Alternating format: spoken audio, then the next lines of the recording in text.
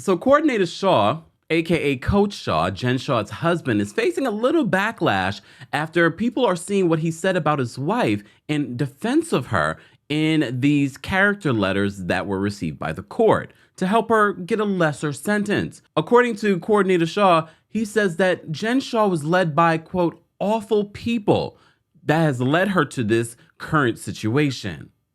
Really? Welcome back to the Kempire Daily YouTube channel, your #1 source for pop culture news and music, entertainment, reality TV, and so much more. As always, be sure to like this video, subscribe to the channel, and hit that notification bell so you never miss out on breaking news when we go live or when we upload. Happy holidays, everyone. No matter what holiday that you celebrate, or even if you don't celebrate the holidays at all and you're just enjoying some time off, please take that time. Please enjoy that time. Speaking of time, as you know, Jen Shaw from the Real Housewives of Salt Lake City is facing up to 14 years in prison. You may have been following this story and realizing that recently she submitted to the court that she only wanted to serve 36 months in prison, 3 years. Well, let's talk about what exactly she's facing and what she admitted to in court.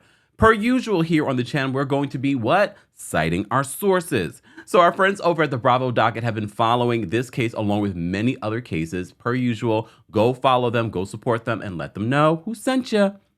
Ceci from the Bravo docket breaks this down so perfectly in regards to Jen Shaw and what she admitted in court. There is an actual transcript. We've talked about this before. We've broken it down before. But just a quick reminder on what exactly Jen Shaw admitted to in legal documents to the court. Okay, so when she talks about how innocent she is during the season, I know, this is before she admitted and pled guilty in court, but just take notice at the things that she's admitting in court and then what these character letters are saying.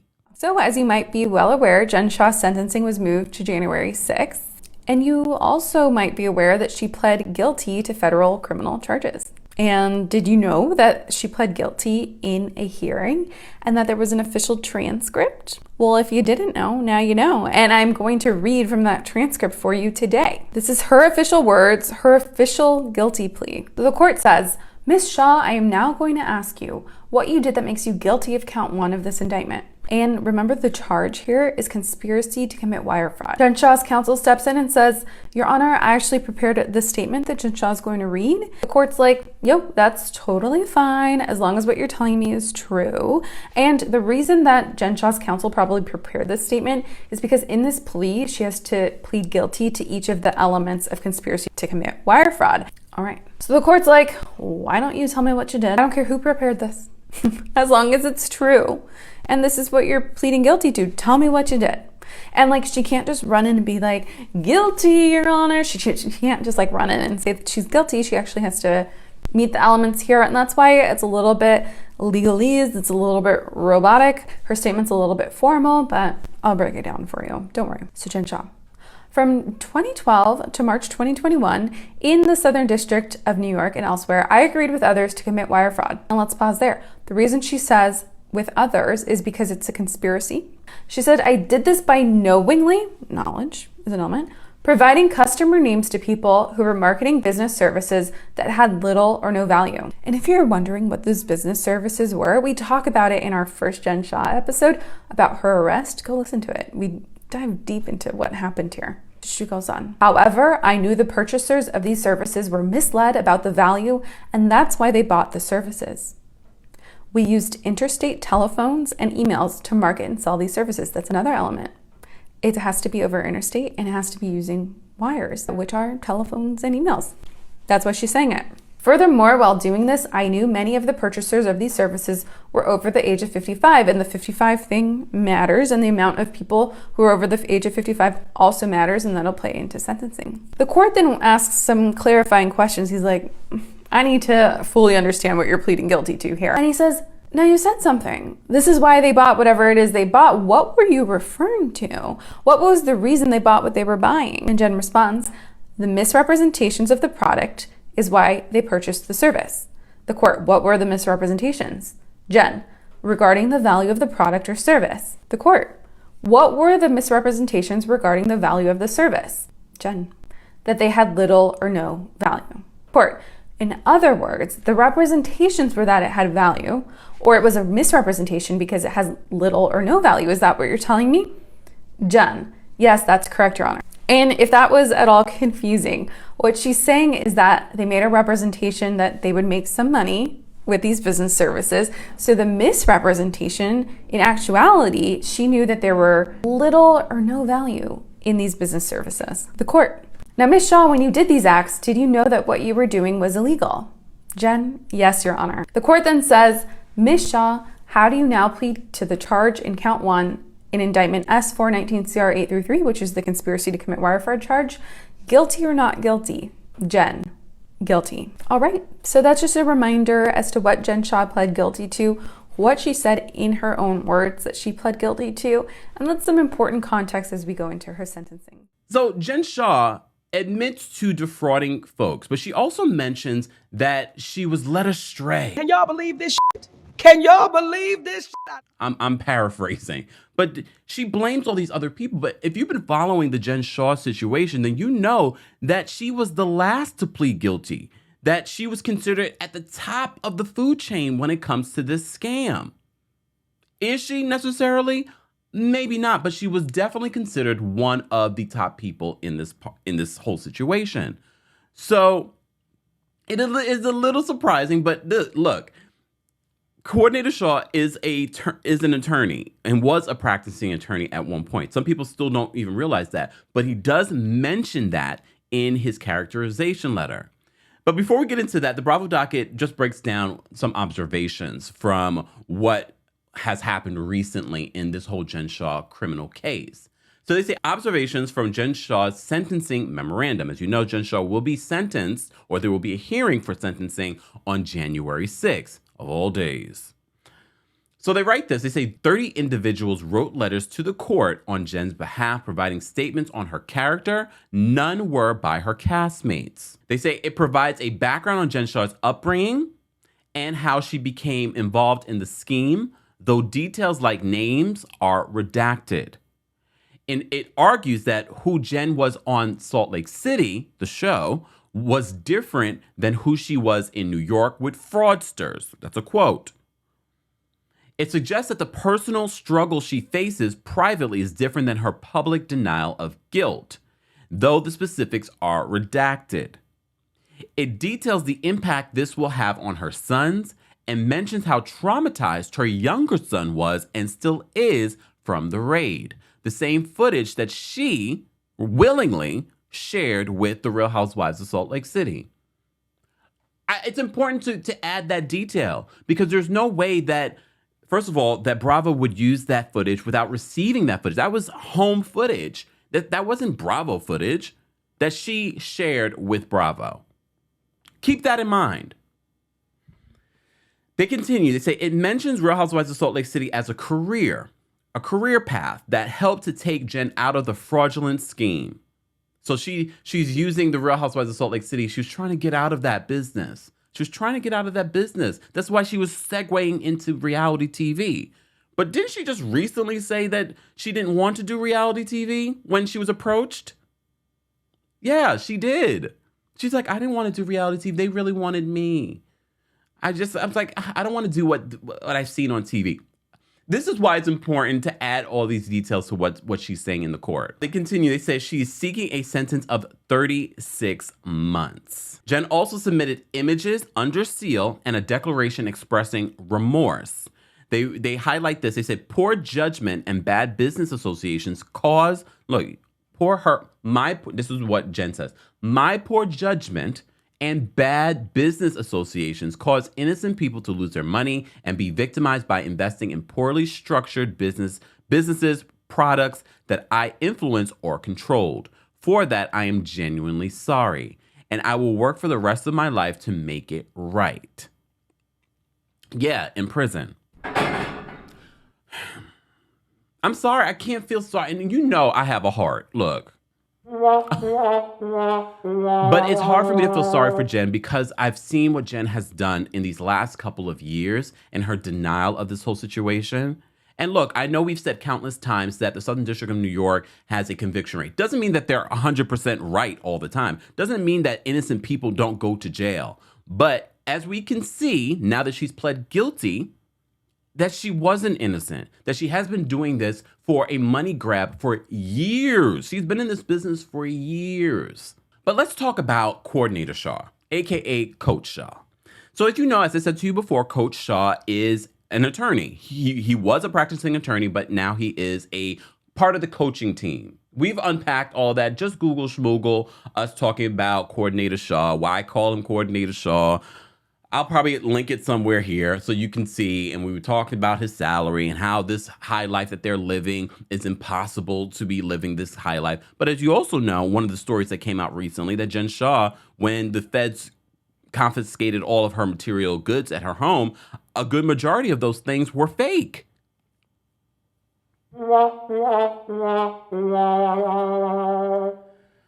All right, so let's unpack what is being said here in the court documents from Coordinator Shah.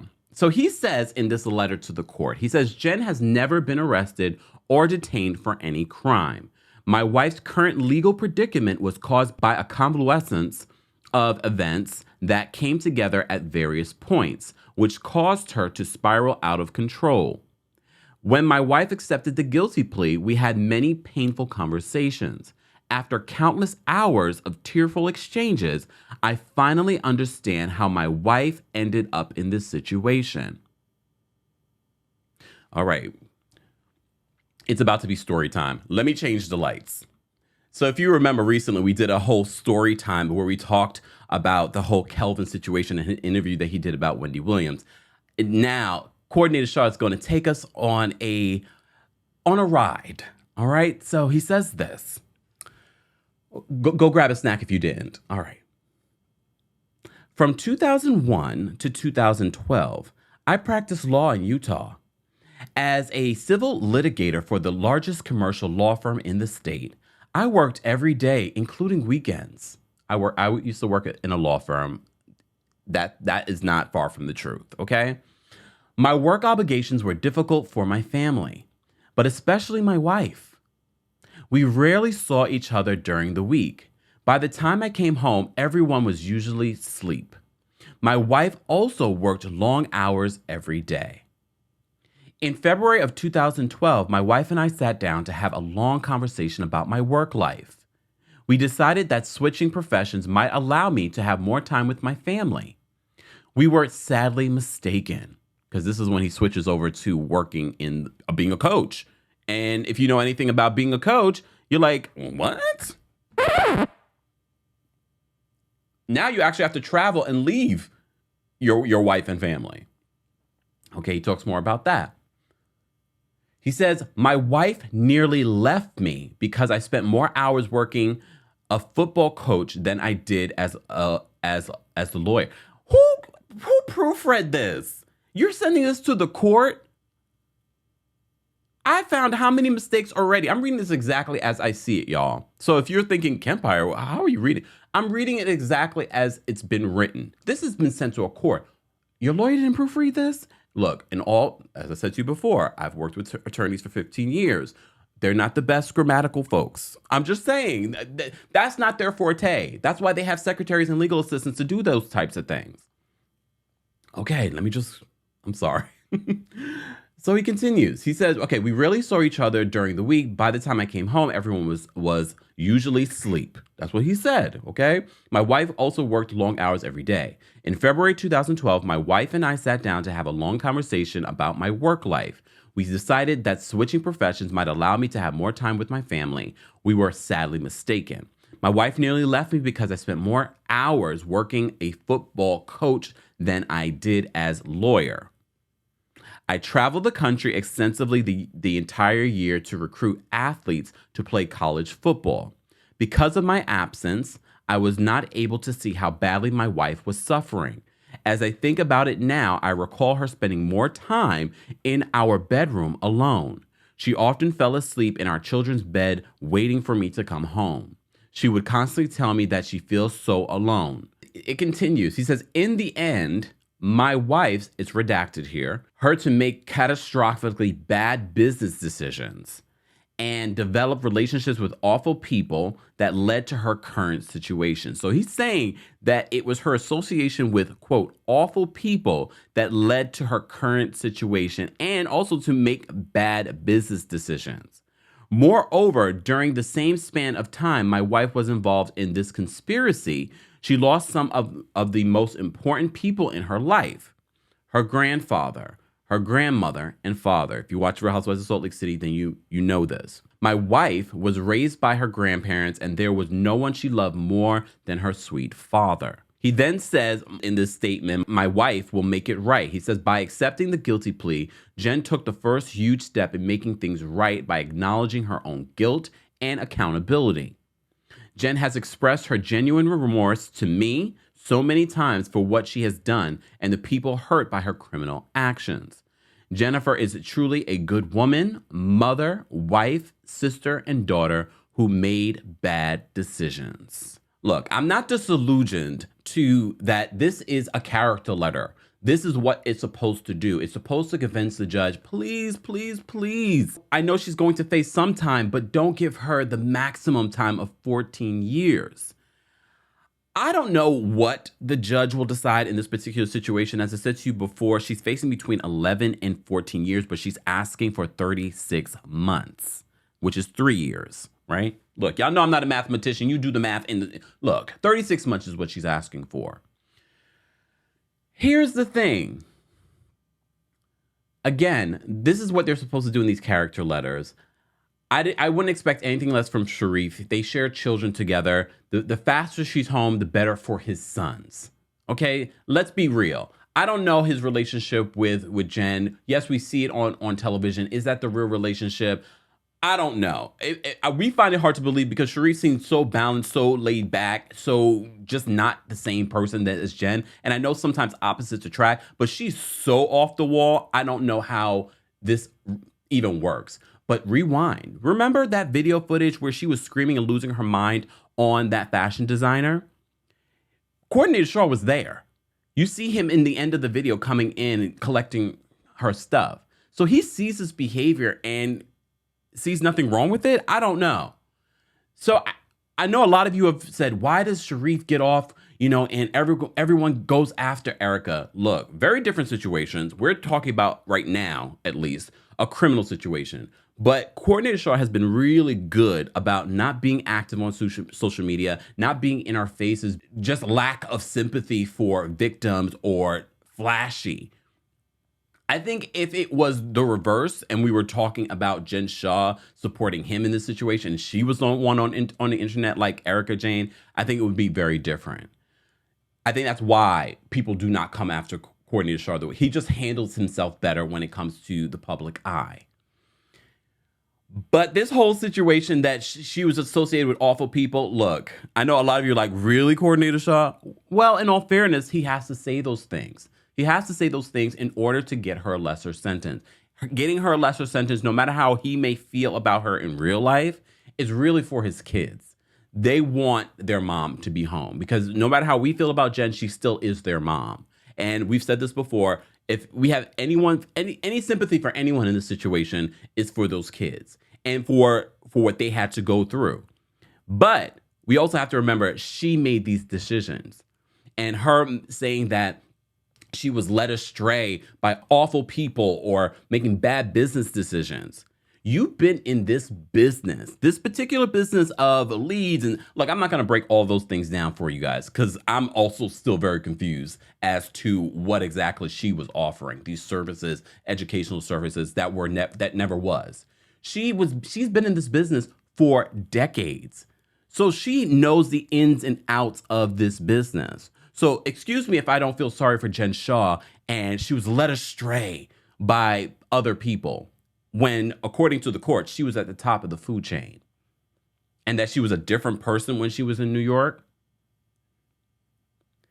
Guys, as always, I want to know your reaction to this. It's not often that we really break down and talk about the Real Housewives of Salt Lake City or this Jen Shah situation. Per usual, we will be citing our sources in the description of the video. Go follow them, go support them, because if you want a breakdown of this legal mumbo jumbo, our friends over the Bravo Docket will do it for you. And as always, guys, don't forget to like the video, don't forget to subscribe, and don't forget to hit that notification bell so you never miss out on breaking news when we go live or when we upload. Happy holidays, and thanks for watching.